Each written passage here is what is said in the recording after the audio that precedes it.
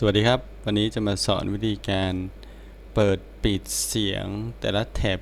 ของ Google Chrome นะครับเวลาเราเปิดเล่นไฟล์หลายๆไฟล์ในหน้าเว็บนะครับ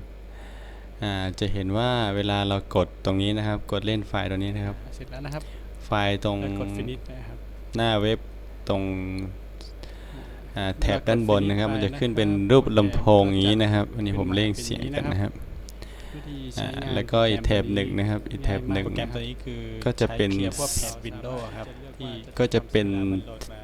เสียงเหมือนกันนะครับคือเสียงมันจะมี2แท็บเวลาเราเปิดอย่างเงี้ยครับจะเห็นว่าจะสังเกตเห็นว่ารูปลำโพงตรงนี้นะครับปกติเราจะกดอย่างนี้ไม่ได้ครับมันจะกดปิดเสียงอย่างนี้ไม่ได้เวลาเราคลิกเมาส์กดปิดเสียงไม่ได้แต่วันนี้เราจะทำให้เราจะมาเซตค่าให้ตัว Google Chrome นะครับเวลาเราเล่นวิดีโอและสามารถที่จะกดปิดเสียงที่รูปลำโพงตัวนี้เลยครับโดยที่ไม่ต้องคลิกไปที่หน้าแท็บแล้วก็ไปคลิกตรงหน้าวิดีโอครับวิธีการก็ง่ายๆนะครับก็ขั้นแรกก็ไปตรงนี้ครับ setting นะครับแล้วก็การตั้งค่าครับจะเห็นว่าตรง edit bar จะเขียนเป็น Chrome setting นะครับให้ลบตรงนี้ออกแล้วก็พิมพ์คำว่าเดี๋ยวนะ F L A G S นะครับพิมพ์แล้วก็กด enter ไปครับมันก็จะพามาหน้านี้นะครับเสร็จแล้วให้เซิร์ชคำว่า MUT นะครับ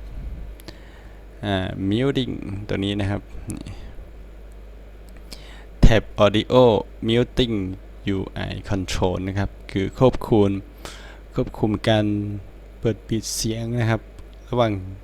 แท็บแต่ละแท็บในขณะที่เล่นวิดีโอนะครับปกติค่า default มันจะเป็น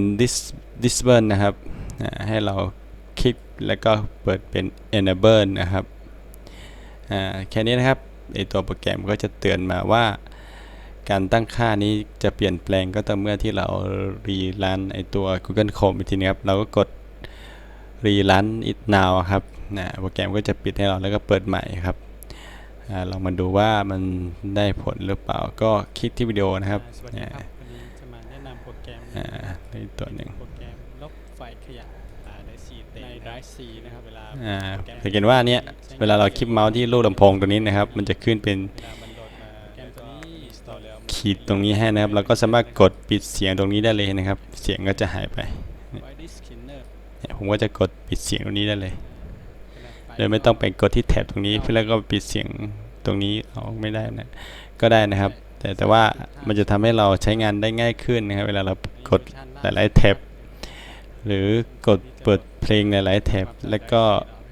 สามารถที่จะเปิดปิดเสียงตัวนี้ได้เลยวิธีลัดนะครับง่ายๆเลยก็จะทำให้เราใช้งานในตัว Google Chrome ได้